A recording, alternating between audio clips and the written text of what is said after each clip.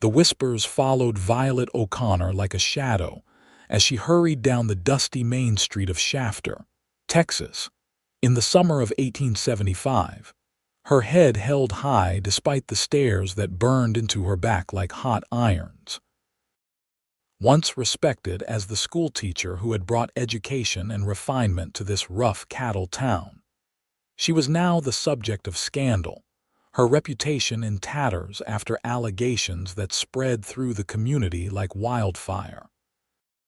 Violet clutched her market basket tighter, pretending not to notice when Mrs. Henderson pulled her young daughter closer as she passed, as if Violet's alleged indiscretions might be contagious. The grocer barely looked at her while counting out her change, though just weeks ago he had greeted her warmly and asked after her students. "Miss O'Connor," a familiar voice called out, stopping her in her tracks. Turning, Violet saw Lucas Zimmerman dismounting from his horse, his tall frame and broad shoulders distinctive even from a distance. Lucas was one of the most respected ranchers in the county, known for his fair dealings and steady hand. His ranch, the Double Z, employed a dozen men and was growing in prominence with each season. At 30 years old, he was considered one of the most eligible bachelors in 3 counties, though he seemed more interested in cattle than courtship. "Mr. Zimmerman," Violet acknowledged with a nod, trying to maintain her composure despite her pounding heart. She had always felt a certain flutter when in Lucas's presence, but now was hardly the time for such feelings. "I was hoping to have a word," he said, his blue eyes serious beneath the brim of his hat. "Would you permit me to walk with you?" Violet hesitated, aware of the watchful eyes of townsfolk. "Mr. Zimmerman, I appreciate your kindness, but I fear association with me might not be good for your standing in town at present." Lucas's jaw tightened. "I believe I'm capable of deciding my own associations, Miss O'Connor." He offered his arm. "Please." Against her better judgment, Violet placed her gloved hand on his arm and allowed him to escort her down the boardwalk. They walked in silence for a few moments before Lucas spoke, his voice low enough that only she could hear. "I don't believe a word of what they're saying about you," he said, his tone firm with conviction. Tears threatened, but Violet blinked them away. "It hardly matters what's true anymore, Mr. Zimmerman. In a town like Shafter, perception becomes reality." "The truth always matters," he countered, guiding her toward the small park near the church. "And I intend to get to the bottom of these rumors." Violet's heart sank. The last thing she needed was someone stirring things up further. "Please, Mr. Zimmerman, I appreciate your concern, but these allegations will fade if I simply maintain my dignity and continue my work." Lucas guided her to a bench beneath an oak tree, relatively private from prying eyes. "Miss O'Connor Violet, I've known you since you arrived in Shafter 2 years ago. You've transformed our school, educated children who would otherwise have grown up knowing nothing but cattle and dust. I've seen your character daily in your devotion to those children.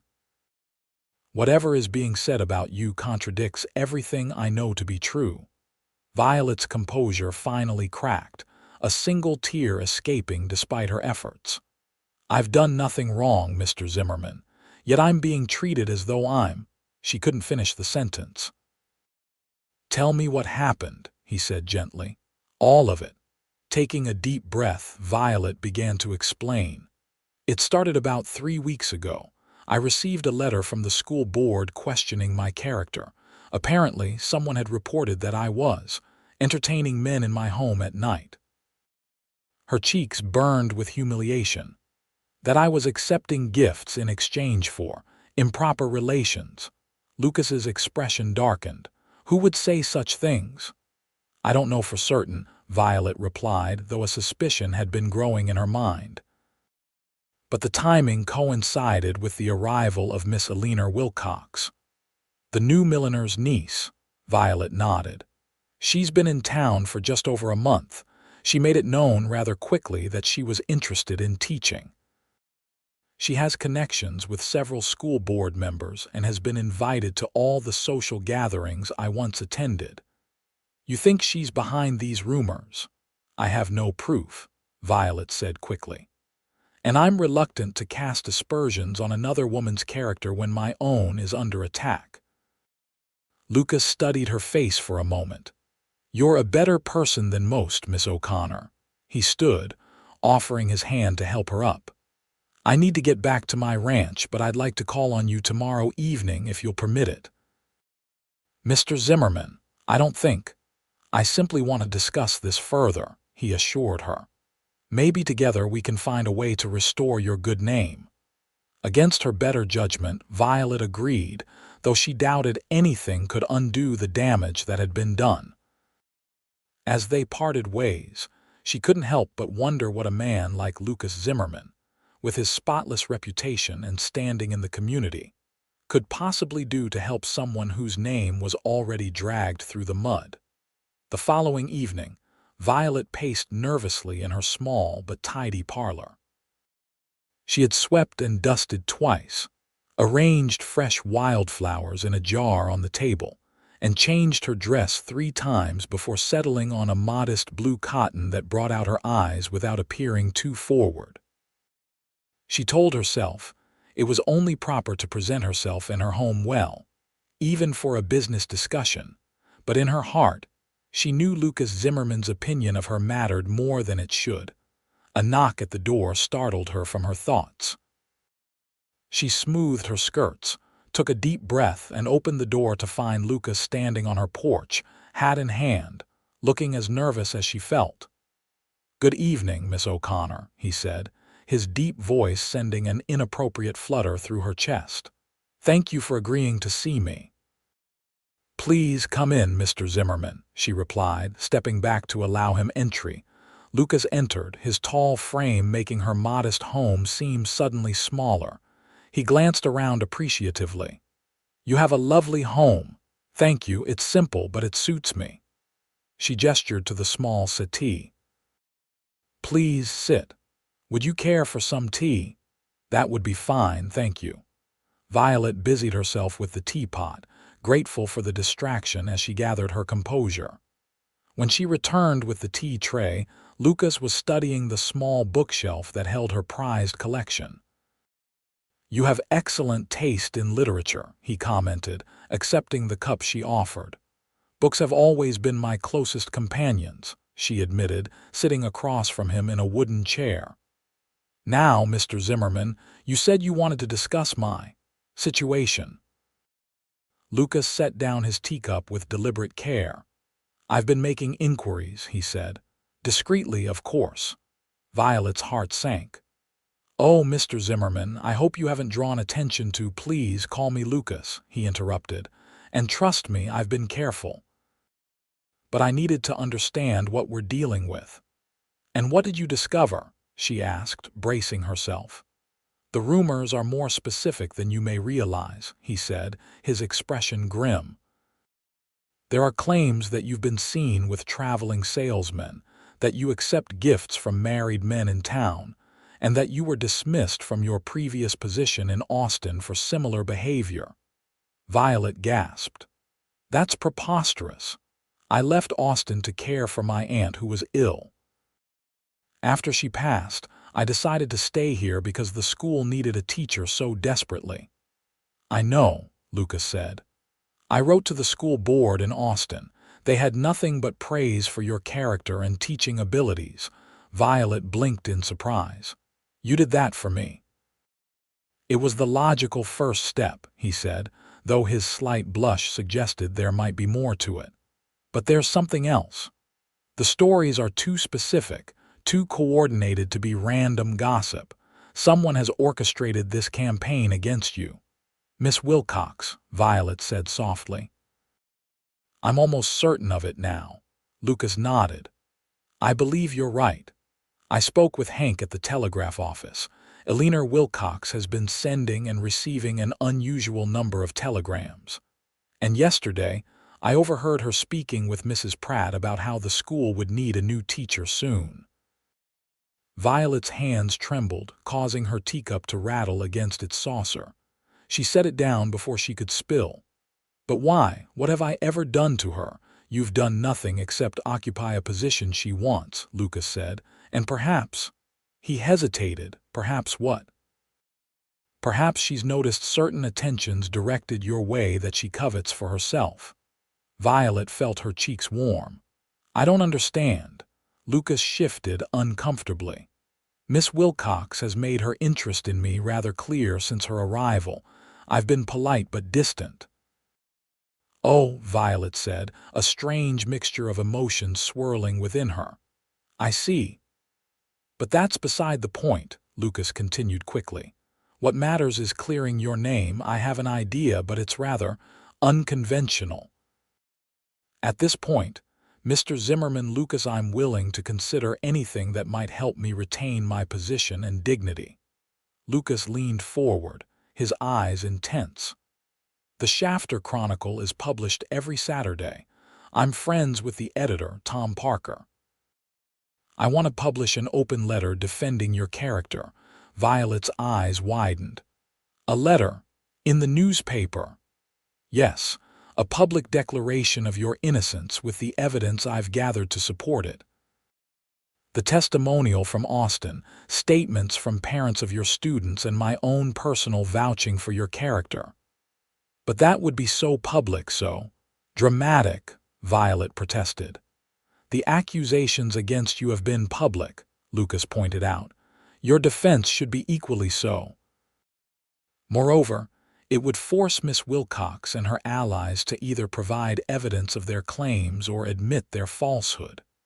Violet rose from her chair and moved to the window, gazing out at the darkening street. "People will talk even more." "They're already talking," Lucas said gently, coming to stand beside her. "This gives them something new to talk about your vindication." Turning to face him, Violet was struck by his proximity and the earnestness in his expression. "Why would you do this for me? Risk your own reputation by associating yourself so publicly with a scandal?" Lucas held her gaze steadily. "Because it's the right thing to do. Because an injustice against anyone in this community is an injustice against all of us." He paused, seeming to debate his next words. "And because I care about what happens to you, Violet. More than I should, perhaps."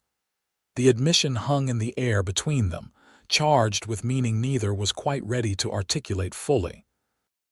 Violet found herself unable to look away from his face, noting the sincerity in his blue eyes, the slight cleft in his chin, the way his dark hair curled slightly at the nape of his neck. "Very well," she said finally. "If you truly believe it will help, I consent to your plan." The relief on Lucas's face was palpable. "Thank you for trusting me. I'll speak with Tom first thing tomorrow. With luck, we can have the letter in Saturday's edition." As he prepared to leave, Lucas hesitated at the door. "Violet, regardless of how this turns out, I want you to know that your dignity and grace throughout this ordeal have only confirmed what I already knew about your character." Violet felt warmth spread through her chest at his words. "Thank you, Lucas. Your faith means more to me than I can express." After he departed, Violet leaned against the closed door, her heart pounding with a mixture of fear and hope. The idea of having her name plastered across the newspaper, even in defense, was terrifying.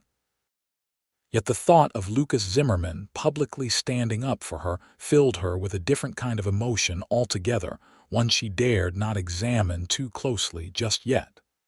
The following days passed in a blur of anxiety for Violet. She continued teaching, trying to ignore the whispers that followed her and the dwindling number of students in her classroom as parents pulled their children out one by one. On Thursday, Lucas came to her home again, this time with a draft of the letter he intended to publish.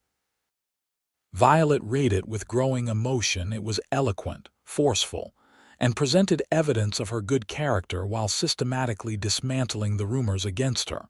"This is remarkable," she said, handing the paper back to him with trembling hands. "But are you certain you want to attach your name to this? It's strongly worded."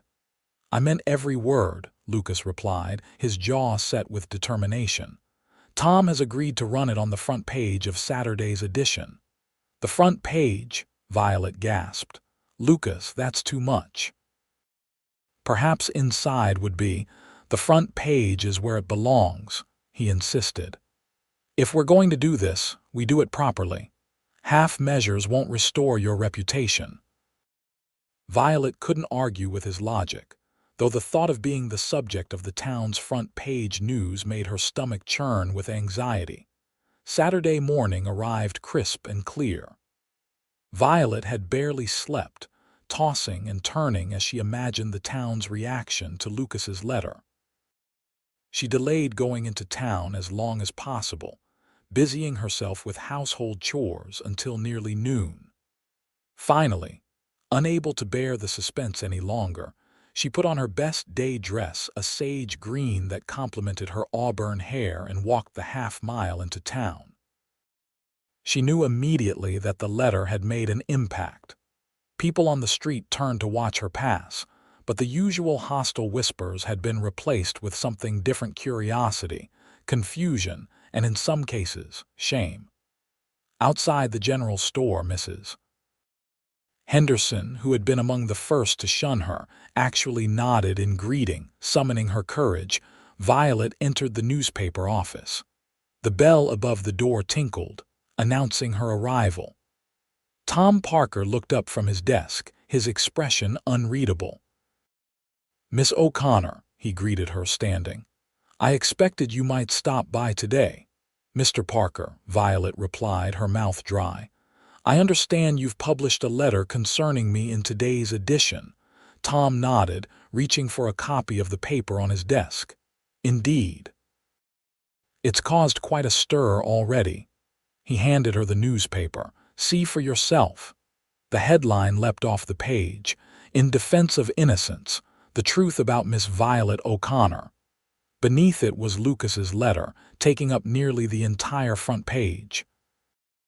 Violet's eyes scanned the text, her heart racing as she read Lucas's impassioned defense of her character. The letter began with a straightforward declaration. "I, Lucas Zimmerman, write today to address the malicious falsehoods that have been circulated regarding Miss Violet O'Connor, a woman of impeccable character and dedication to this community." It went on to systematically refute each rumor with evidence, including the letter from the Austin School Board praising her service. But it was the closing paragraph that brought tears to Violet's eyes. "In conclusion, I state without reservation that Miss Violet O'Connor is innocent of all accusations against her. She is a woman of virtue, intelligence, and compassion who has devoted herself to the education of our children. That her good name has been tarnished by baseless gossip is a stain not on her character, but on ours as a community that would so readily believe the worst without evidence. I stand firmly by Miss O'Connor's side and call upon all citizens of Shafter who value truth and justice to do the same." Violet looked up from the paper to find Tom watching her reaction. "It's powerful," he said simply. "Yes," she managed, blinking back tears. "Mr. Zimmerman is very kind." "Kind, perhaps," Tom agreed, "but also right. Between you and me, Miss O'Connor, I never believed those rumors. Didn't fit with what I know of you." Before Violet could respond, the door opened behind her. She turned to find Eleanor Wilcox standing there, her pretty face flushed with anger, a copy of the newspaper clutched in her gloved hand. "This is outrageous," Eleanor declared, waving the paper. "How dare you print these accusations against me?" Violet noticed that Lucas had been careful not to name Eleanor directly in his letter, though he had referred to certain parties newly arrived in town with ambitions of their own. "Miss Wilcox," Tom said calmly, I don't believe Mr. Zimmerman named you specifically in his letter. Everyone knows who he means, Alina snapped. This is slander. Truth is an absolute defense against slander, came a deep voice from the doorway. Lucas stood there, his tall frame filling the entrance, his expression stern as he regarded Alina. Alina's face paled slightly at the sight of him, but she quickly recovered her composure. Mr. Zimmerman, I'm shocked that a man of your standing would involve himself in such feminine disputes. There's nothing feminine about character assassination, Miss Wilcox, Lucas replied coolly.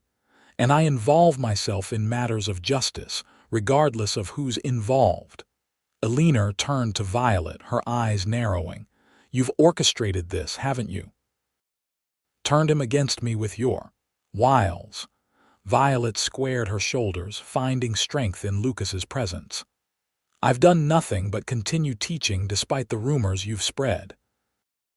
If you had concerns about my character, you should have brought them to me directly instead of whispering behind my back. How dare you accuse me? Alina gasped. I've only repeated what I've heard, and embellished considerably, Lucas interjected.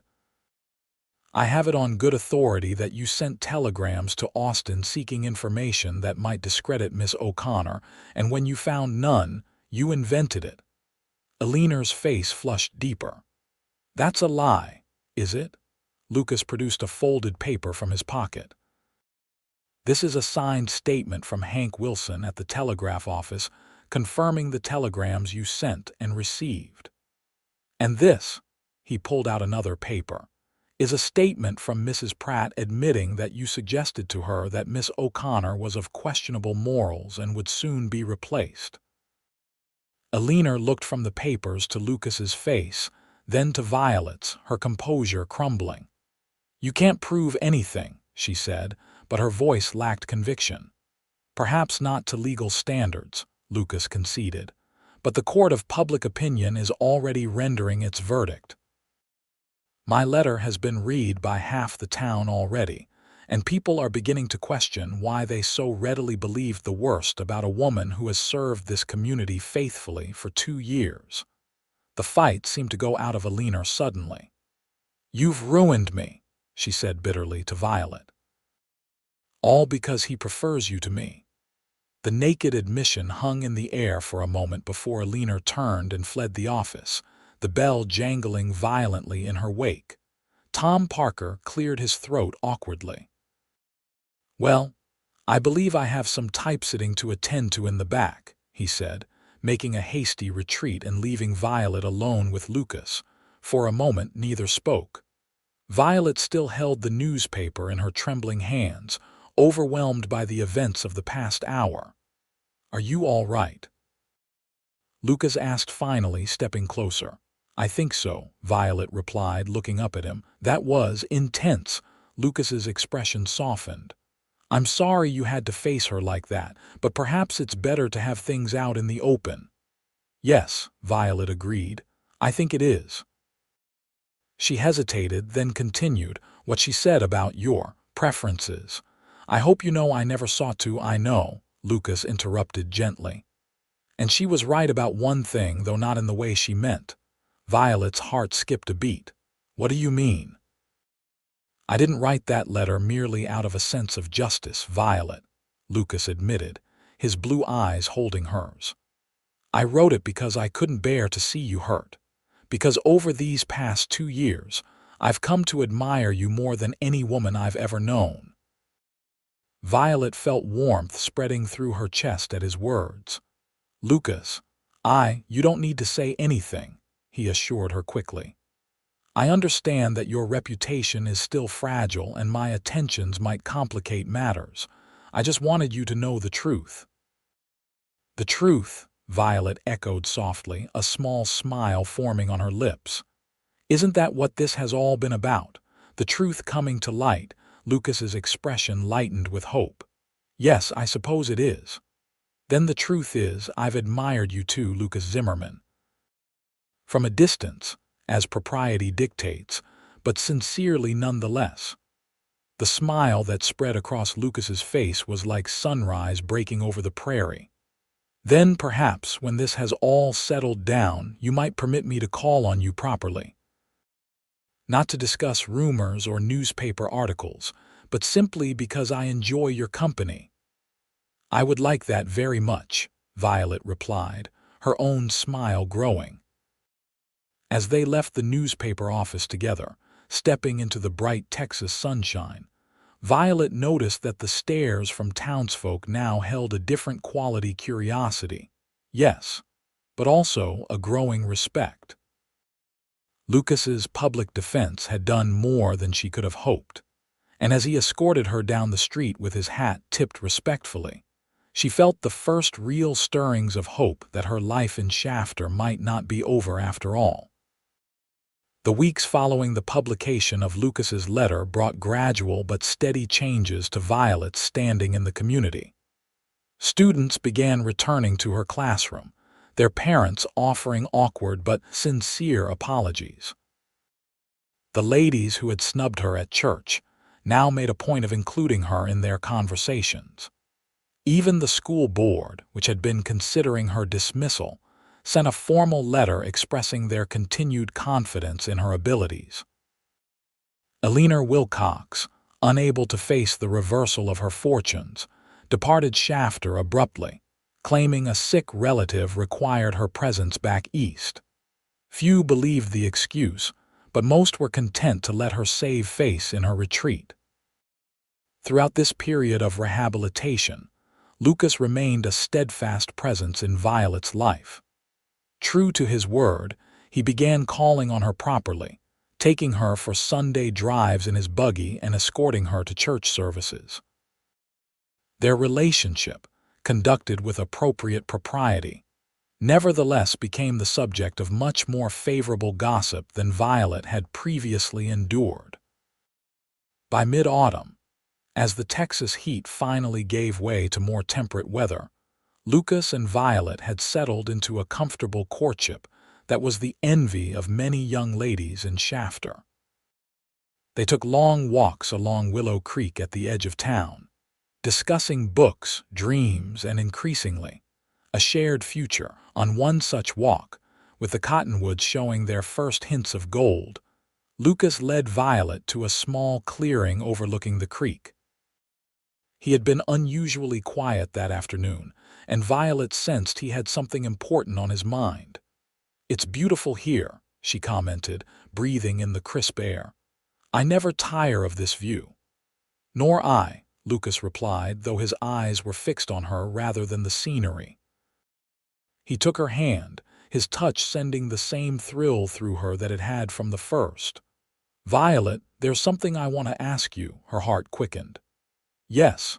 These past months have been the happiest of my life," he began, his voice uncharacteristically hesitant. "Getting to know you has been a privilege I never expected." "I feel the same," Violet assured him, giving his hand a gentle squeeze. Lucas took a deep breath, then reached into his pocket and withdrew a small velvet box. Violet's breath caught as he opened it to reveal a delicate gold ring set with a perfect sapphire surrounded by tiny diamonds. "Violet O'Connor," he said, his voice steadying as he knelt before her. "I love you with all my heart.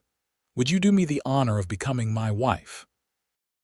Tears of joy sprang to Violet's eyes as she looked from the beautiful ring to the face of the man who had stood by her when no one else would. "Yes, Lucas," she whispered. "Yes, I will marry you." His face lit with joy as he slipped the ring onto her finger, then rose to gather her in a gentle embrace. "You've made me the happiest man in Texas," he murmured against her hair. "And I'm the happiest woman," she replied, her heart so full she thought it might burst. Their engagement announcement in the following weeks, Shafter Chronicle, caused another stir in town, though this time the gossip was universally positive. Tom Parker wrote a particularly flattering piece, noting that the town's most eligible bachelor has chosen its most dedicated educator as his bride, a match that promises to bring further prosperity and refinement to our growing community. Mrs. Henderson immediately organized a ladies' committee to plan a proper engagement celebration, seemingly determined to make amends for her previous unkindness. The event, held in the church hall and attended by nearly everyone in Shafter, served as a public restoration of Violet's standing and a celebration of the couple's happiness. As winter approached, wedding preparations began in earnest. Lucas insisted on a proper Christmas wedding, wanting to begin the new year with Violet as his wife. Violet, who had long ago given up hope of such happiness, threw herself into the planning with uncharacteristic enthusiasm.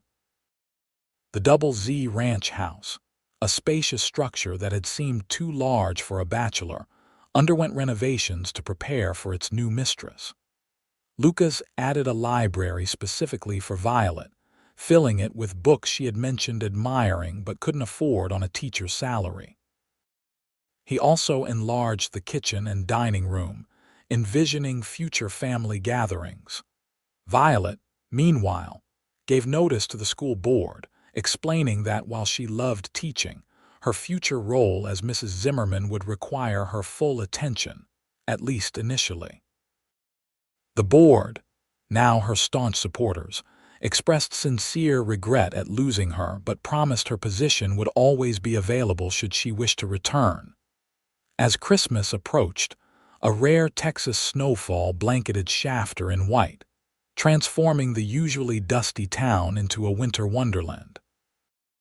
The church was decorated with pine boughs and red ribbons, and on Christmas Eve, it filled to capacity with townsfolk eager to witness the union of Lucas Zimmerman and Violet O'Connor. Violet, dressed in an ivory satin gown with delicate lace detailing, felt a surreal calm as she prepared to walk down the aisle. Just a year ago, she had been fighting for her professional survival, isolated and maligned. Now, she stood on the threshold of a new life with a man who had seen her worth when others had not. Lucas waited at the altar, resplendent in a new black suit, his face lighting up as Violet appeared at the back of the church. Their eyes locked as she began her walk toward him, each step bringing her closer to the future they would build together. The ceremony was simple but beautiful, their vows spoken clearly and with deep emotion. When the minister pronounced them husband and wife, Lucas's kiss was tender but held the promise of passion to come, causing a ripple of appreciative sighs among the female guests. The reception at the town hall afterward was a joyous affair, with music, dancing, and enough food to feed half the county. Lucas and Violet moved among their guests, accepting congratulations and well wishes from the very people who had once shunned her. If there was any irony in this, neither chose to dwell on it, preferring to focus on the happiness of the present rather than the pain of the past. As evening fell and the celebration continued, Lucas drew Violet aside for a moment of privacy. "Happy, Mrs. Zimmerman?" he asked, his eyes twinkling as he used her new name for the first time. "Deliriously," she replied, leaning into his embrace. "Though I still can't quite believe this is real." "Believe it," he said, kissing her forehead.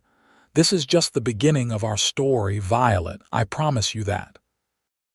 Later that night, as their wedding buggy carried them through the snow toward the Double Z Ranch toward home, Violet reflected on the extraordinary journey that had brought her to this moment. From the depths of despair to the heights of joy, from isolation to belonging, from scandal to redemption. "What are you thinking about?" Lucas asked, tucking the blanket more securely around her against the winter chill. Violet smiled up at him, her heart full of love and gratitude. "I was thinking about how sometimes, when it seems everything is falling apart, it's actually falling into place." Lucas's arm tightened around her shoulders. "I like that thought," he said softly, "though I wish you hadn't had to suffer to find your way to me." Perhaps it was necessary, Violet replied thoughtfully. After all, if Alina hadn't spread those rumors, you might never have defended me, and we might have continued admiring each other from a distance for years.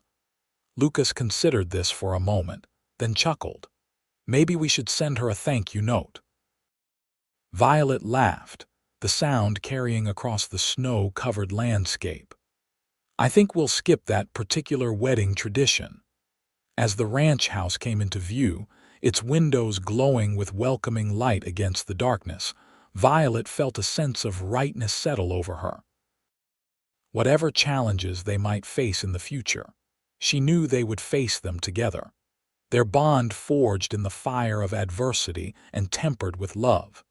The following spring found Violet fully settled into her new life as Mrs. Lucas Zimmerman. The Double Z Ranch thrived under their combined management, Lucas handling the cattle operations, while Violet brought her organizational skills to the household and accounts. The ranch hands, initially wary of the schoolteacher Mrs., quickly came to respect her intelligence and fair treatment. Although Violet had given up formal teaching, she hadn't abandoned education entirely. With Lucas's enthusiastic support, she established a small school on the ranch for the children of their workers, many of whom had previously gone without proper schooling due to the distances involved in rural Texas. This informal classroom, set up in a converted storage building, soon became a source of pride for the entire ranch community. As summer approached, bringing with it the familiar Texas heat, Violet began to suspect a new blessing was on its way. Her suspicions were confirmed by Dr. Miller during a visit to town, and she waited eagerly for Lucas to return from a cattle drive to share the news. When Lucas finally rode in after 3 dusty weeks on the trail, Violet was waiting on the porch of their home, her heart pounding with excitement. The moment he dismounted and turned toward the house, she flew down the steps and into his arms, heedless of the dust and grime of the trail. "Whoa there," Lucas laughed, catching her against him. "I'm filthy, Violet. Let me wash up before." "I don't care," she interrupted, her eyes shining. "I couldn't wait another minute to see you." Something in her expression must have alerted him that this was more than a standard homecoming. "What is it?" he asked, studying her face. "Is everything all right?" Violet took his hand and placed it gently on her still flat stomach. "Everything is perfect," she said softly. "We're going to have a baby, Lucas, in January." The transformation of his expression from confusion to understanding to pure joy was something Violet knew she would remember for the rest of her life. Without a word, Lucas lifted her off her feet and spun her around, his laughter joining hers in the late afternoon sunshine. "A baby," he repeated when he finally set her down, his voice filled with wonder. "Our child." His hand rested protectively over hers on her stomach, as if already shielding the tiny life growing within. "Are you happy?" Violet asked, though his reaction left little doubt. "Happy doesn't begin to describe it," Lucas replied, his eyes suspiciously bright. "Violet, you've given me everything I never knew I wanted: a true partnership, a home filled with love, and now a family of our own." That night, as they sat on the porch watching the sunset paint the Texas sky in brilliant oranges and pinks, Lucas turned to his wife with a thoughtful expression. "You know," he said, "a year ago you were fighting to save your reputation, and I was just the rancher who occasionally visited your classroom to talk to the children about cattle." Violet smiled at the memory. "You were more than that to me, even then. I looked forward to your visits more than I should have." "Did you now?" Lucas grinned, taking her hand. "And here I thought I was being subtle in my admiration."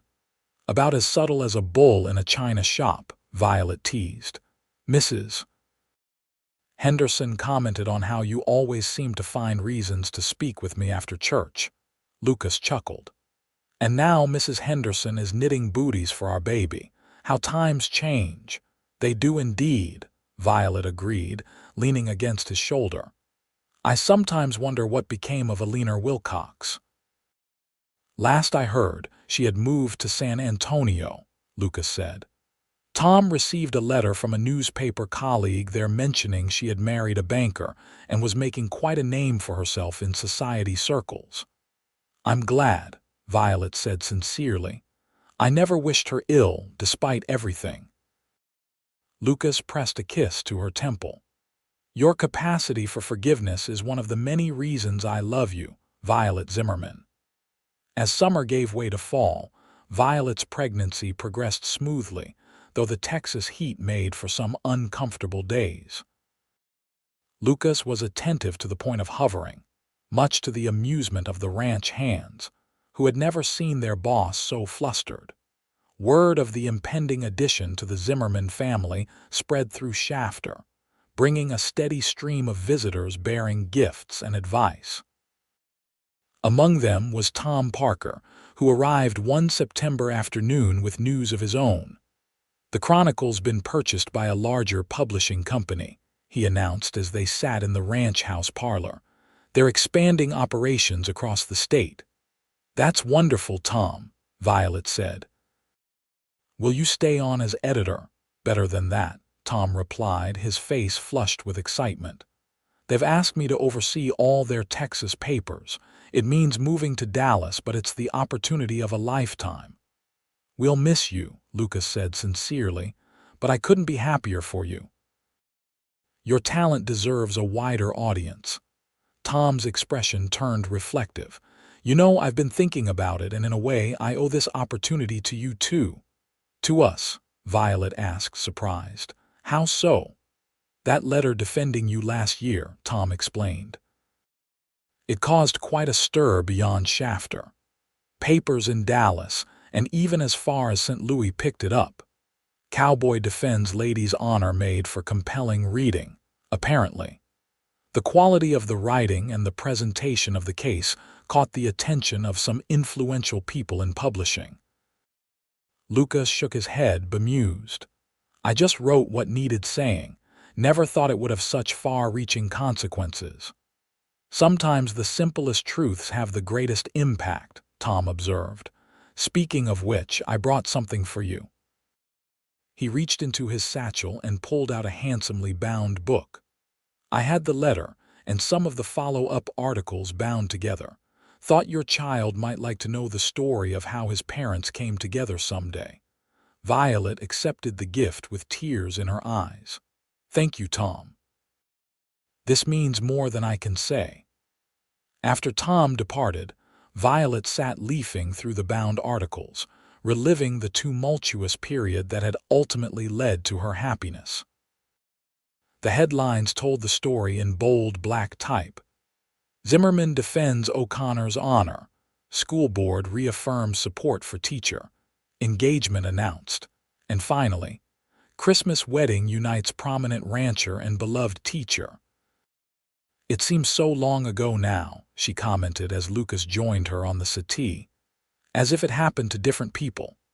In a way it did, Lucas replied, wrapping an arm around her shoulders. We've both changed, grown, but the core of who we are, that remains. Violet closed the book, resting her hand on her now prominent belly.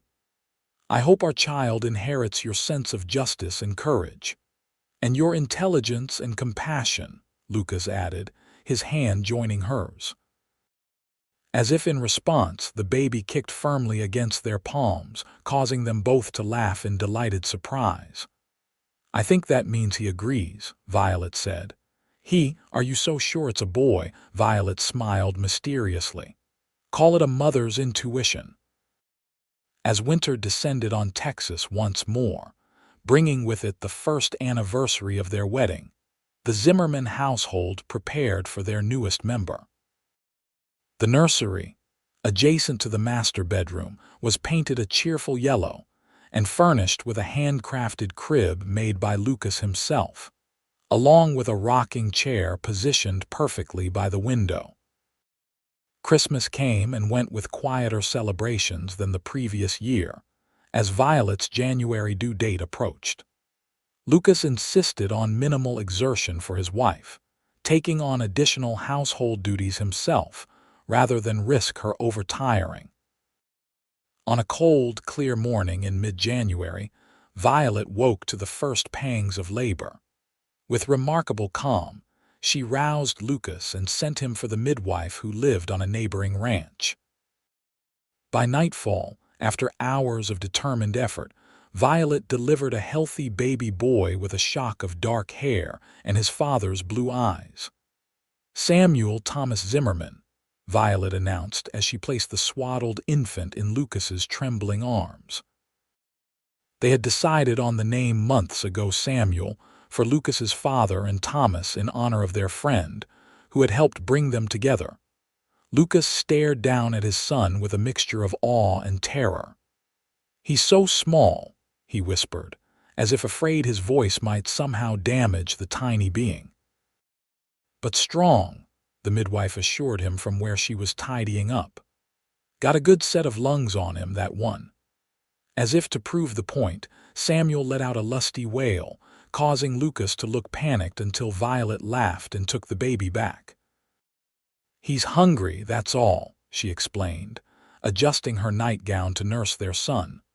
Lucas watched the scene before him with overwhelming emotion. His wife, exhausted but radiant, nursing their firstborn child in the home they had built together. From the darkest period of Violet's life had emerged this perfect happiness, a family forged through adversity and bound by love. "I love you," he said simply, the words inadequate to express the depth of his feelings. Violet looked up from their son's face to her husband's, her eyes shining. "And I love you, both of you, more than I ever thought possible." News of Samuel's birth spread quickly through Shafter and the surrounding ranches. Visitors arrived with gifts and good wishes, but Lucas was strict about limiting their time, protective of Violet's need for rest and their desire for privacy with their new son. By spring, life at the Double Z had adjusted to the new rhythm dictated by Samuel's needs and schedule. The ranch continued to prosper, with Lucas implementing new breeding techniques that improved their stock. Violet, recovering her strength, resumed her informal teaching for the ranch children, often with Samuel sleeping nearby in a basket.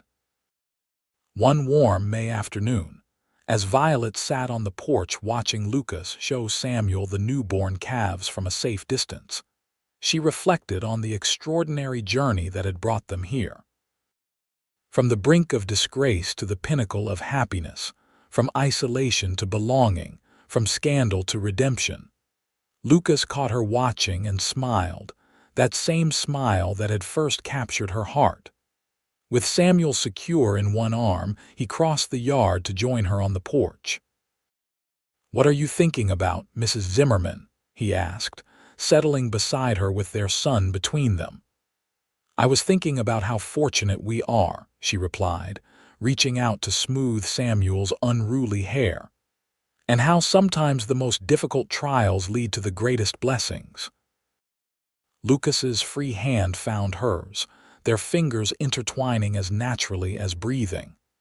"When I wrote that letter defending you, I never imagined we'd end up here," he admitted. "I just knew I couldn't stand by while you suffered." "Your defense of me was the most courageous thing anyone has ever done on my behalf," Violet said softly. "But do you know what meant even more?" "What's that?" "That you believed in me when believing was difficult, that you saw the truth when others saw only rumors." She squeezed his hand. "That's the true foundation of what we have, Lucas' faith in each other, even when the world tells us we're wrong." Lucas leaned over to kiss her gently, mindful of their drowsy son between them. "I will always believe in you, Violet, always."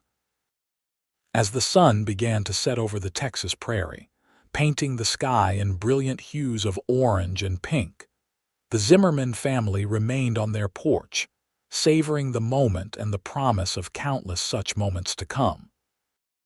From the ashes of scandal, had risen something beautiful and enduring, a love story that would be told in Shafter for generations, of how a courageous cowboy had defended a lady's honor and found his heart's true home in the process. In the years that followed, the Zimmerman family continued to flourish. The Double Z Ranch expanded its operations, becoming one of the most successful cattle enterprises in the county. Lucas's innovative breeding programs and fair business practices earned him the respect of ranchers throughout Texas, while Violet's educational initiatives for the ranch children became a model adopted by other large ranches in the region. 2 years after Samuel's birth, Violet delivered twin girls Elizabeth and Margaret, who inherited their mother's auburn hair and quick minds. The Zimmerman household, once so quiet when Lucas had lived there as a bachelor, now buzzed with the energy and laughter of 3 active children. Violet's small schoolhouse on the ranch property grew as well, eventually accommodating not only the children of their workers, but also those from neighboring properties, whose parents valued education, but couldn't manage the long trip into Shafter daily. With Lucas's blessing, Violet hired another teacher to help her manage the expanding student body, finding fulfillment in combining her roles as mother, wife, and educator. Shafter itself changed over the years, the arrival of the railroad in 1880 bringing new prosperity and growth to the once sleepy cattle town. The scandal that had once threatened to destroy Violet's life faded into distant memory, replaced by the community's respect for the Zimmerman family's contributions to local development. Eleanor Wilcox never returned to Shafter, though occasionally news of her life in San Antonio filtered back through mutual acquaintances. She had indeed married a banker and established herself in society, though rumors suggested the marriage was not entirely happy. Violet, true to her nature, never spoke ill of Eleanor and always expressed genuine hope for her former rival's happiness when her name arose in conversation. Tom Parker's career in publishing flourished in Dallas, and he remained a lifelong friend to the Zimmermans, visiting the ranch whenever business brought him back to the area. He took particular delight in Samuel, who showed an early interest in writing and storytelling that Tom enthusiastically encouraged. On their 10th wedding anniversary, Lucas surprised Violet with a trip to New York City, something she had dreamed of, but never expected to experience. For 3 glorious weeks, they explored the metropolis, attending the theater, visiting museums, and dining in fine restaurants while their children remained safely at the ranch under the watchful care of Lucas's trusted foreman and his wife.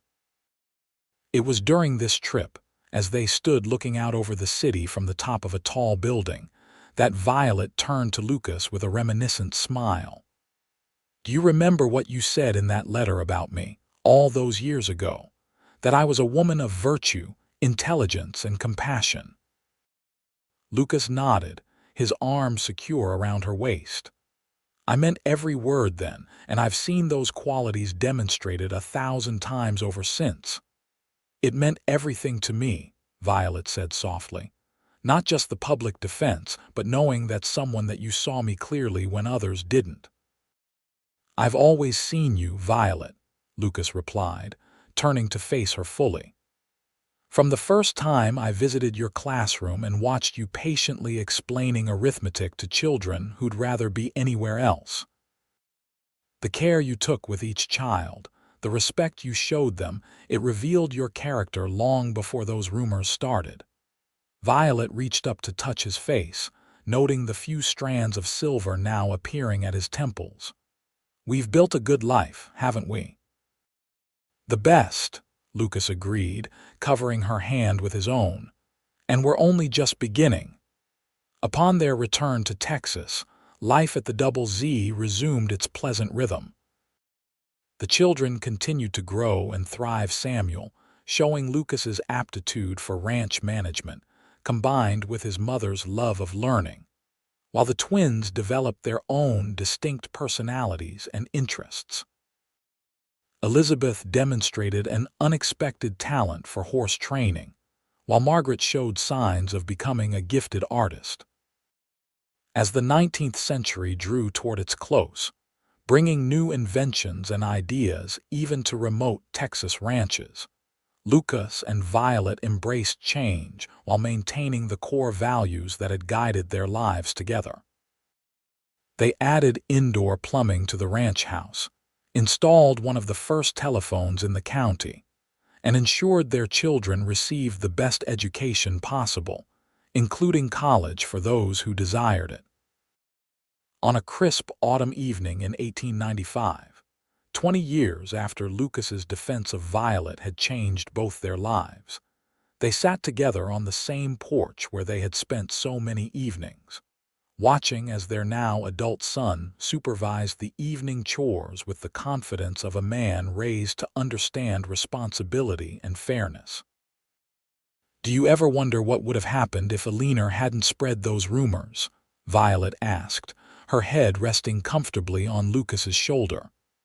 "If you hadn't written that letter," Lucas was quiet for a moment, considering.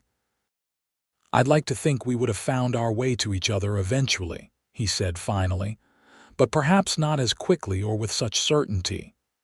"I've thought the same," Violet admitted. As painful as that time was, it clarified what was truly important: truth, integrity, standing up for what's right even when it's difficult. "Lessons we've tried to pass on to our children," Lucas noted, watching as Samuel finished giving instructions to the ranch hands and started toward the house. "Successfully, I think," Violet said with pride as their tall, serious son climbed the porch steps.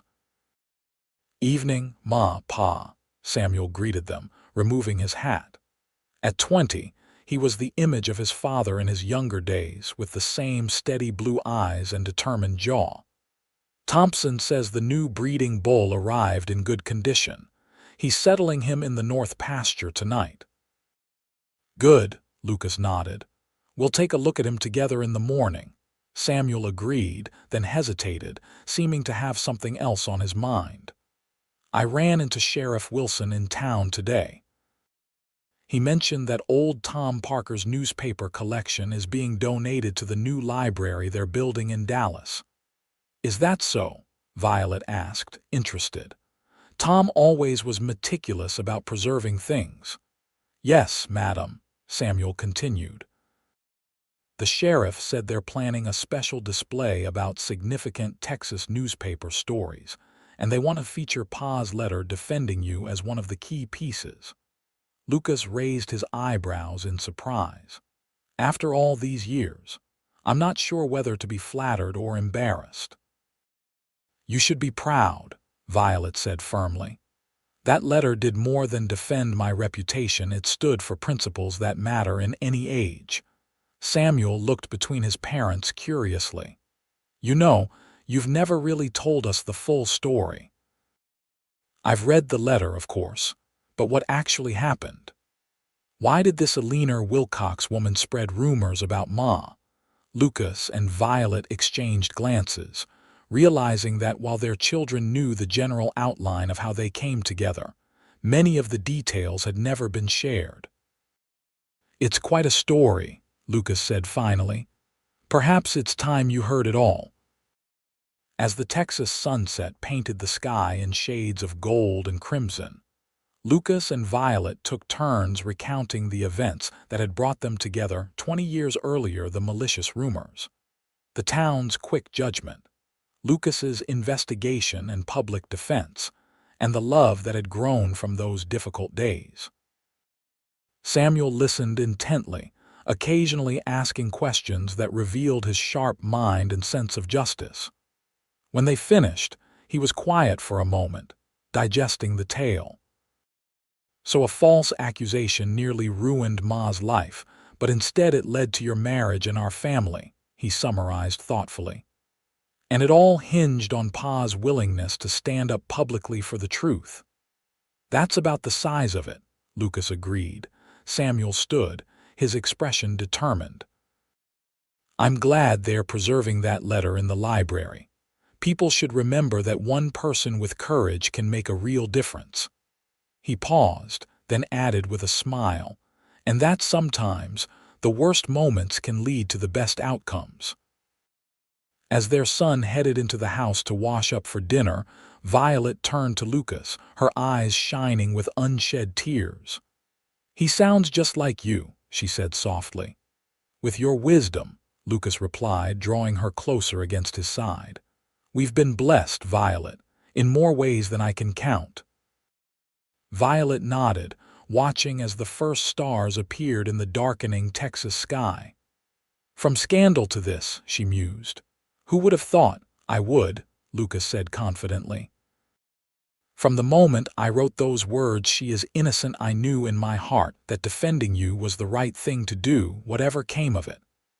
"And look what came of it," Violet said, gesturing to the ranch around them, to the home they had built, to the children they had raised.